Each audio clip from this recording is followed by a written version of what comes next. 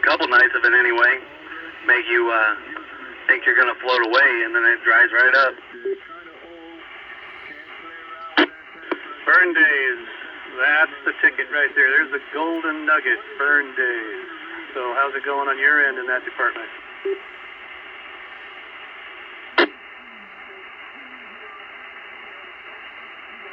Well, it would be going great if I was got my fire pit put together that I wanted to, but every time I seem to go to do it, it starts pouring down rain, so I haven't had a chance to actually put the fire pit together.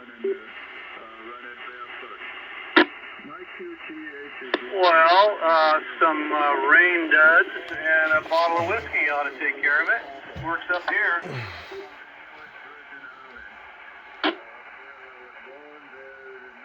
Definitely help keep you warm, that's for sure. For a while, you betcha. Orland, you live in that region? I assume you do. I actually live in Corning, so just a few miles north of it. Right, I know where those are. You bet. I'm a born and raised California. I've been around a lot of nooks and crannies in this fabulous state. At this point, I don't know if that's really something that we should be bragging about, but I'm in the same boat, so I guess can't complain. Yeah, it's ebb and tide, you know, ebb and flow, I guess they call it over on the coast. Speaking of which, we had a really nice canoe trip vacation over there for a few days in Tomales Bay. You should check it out. Man, the wildlife is all over the place. Lots of elk herds roaming around and the whole 9 yards. And hey, how about those oysters?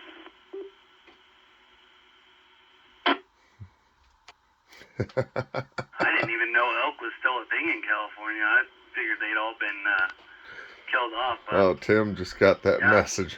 We Oysters, just man. became best I'm not a friends. big fan of eating them, I love but it. I always thought it would be fun to go fish for them. I Little just do you never know, really I'm saw the recording point your if, I didn't eat them myself. Your little repeater QSO here for you, buddy. Well, now look at you and I ought to get together and go on over there, and you. Of course, you'll know later when it's up on the YouTubes.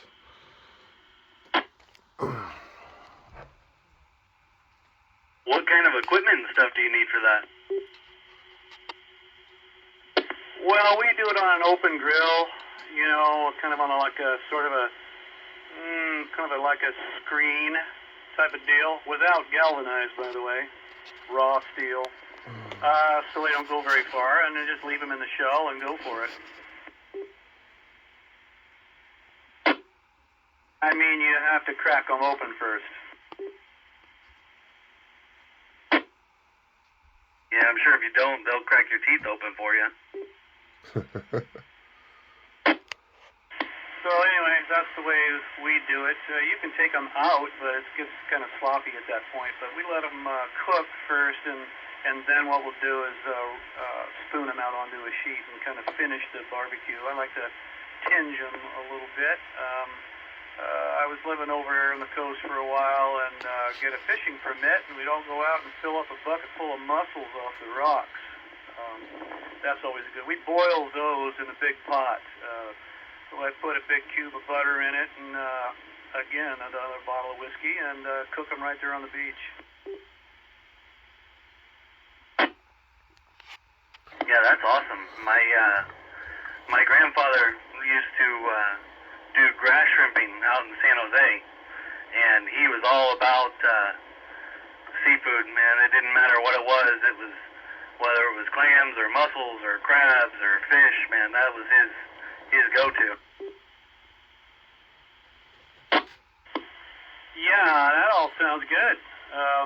I remember my grandpa. Now, see, I was born up in Crescent City, living in Brookings, and they just started up their logging business up there, all redwoods in that zone. And I used to go with my grandpa, take me salmon fishing up the Chetco River, and showed me all the fishing spots.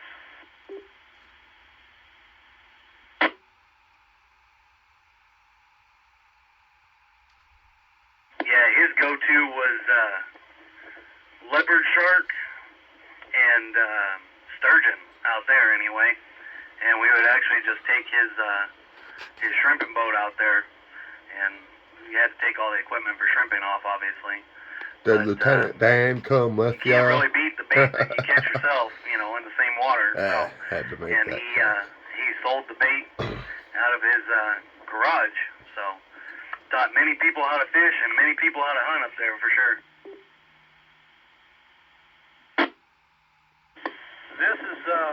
This is what brings tears to my eyes, fella. And it's too bad the millennials aren't onto this, but you know, if they just kind of come out from hiding under their beds and learn these things, I think life would look a little better. But can't tell them that. You know where Georgetown is up in the Sierra? Yes, I do.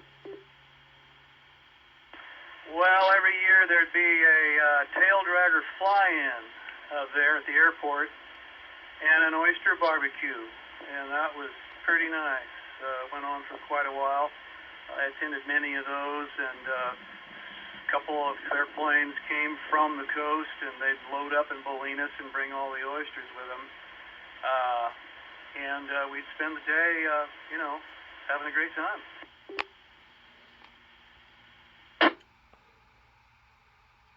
Yeah, there's definitely nothing better than being outdoors, at least for me anyway. Just wish that there was a little bit more of it in California, and especially like you're saying with the younger generation. Unfortunately, if we don't start getting a bunch of them on board, I'm afraid it's not going to fare very well for us in the future. Well, it's a train wreck. That's the downside of the abuses that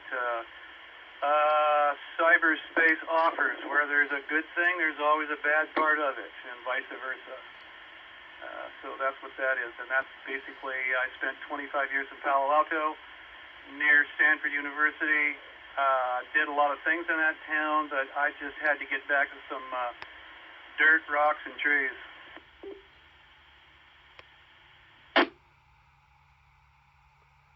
Yeah, I lived in Alviso, if you know where that is, for several years, and there was one day it took me 2.5 hours to get home from work, and it was only 10 miles away, and I got home and walked in and looked at my wife and said, look, one of two things are going to happen. Either we're moving out of here, or we're not going to be together for very long.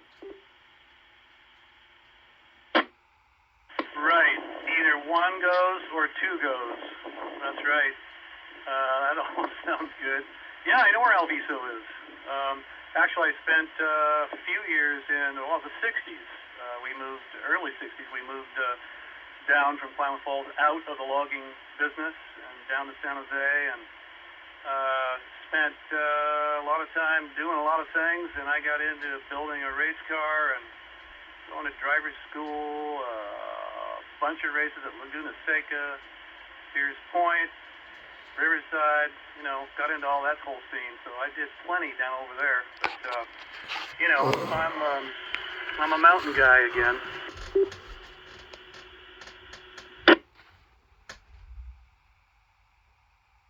Yeah, I love the mountains and the lakes. That pretty much sums me up. I did get you said Laguna Seca. I got to actually ride in one of the pace cars up there one time, back when I was working for the tire shop. Beautiful. Did you say a pace car? Yeah, they had a couple different ones out there, but I got to ride in the Miata and then got to ride in the Lamborghini, which was pretty cool. 12-cylinder Lambo. Yeah, super. So yeah, I eventually got into a little Formula Ford, which is kind of an entry-level real race car with a little, you know, with Cortina engines in the back, and I got into doing that. So I switched over to that because there was 45 cars on the grid instead of just a half a dozen or so in, Tim, in the other sedan classes. That's about it. I think 10 minutes is so about yeah, all I can hold this here for. Didn't put on my stand or nothing, but I miss it a lot. Probably got the your coolest thing I ever QSO, did you my making whole your life new right there. best buddy on the airwaves. Anyway, 7-3, KN6ODG Did you ever do any The racing on Nutty like Ham. the dirt tracks?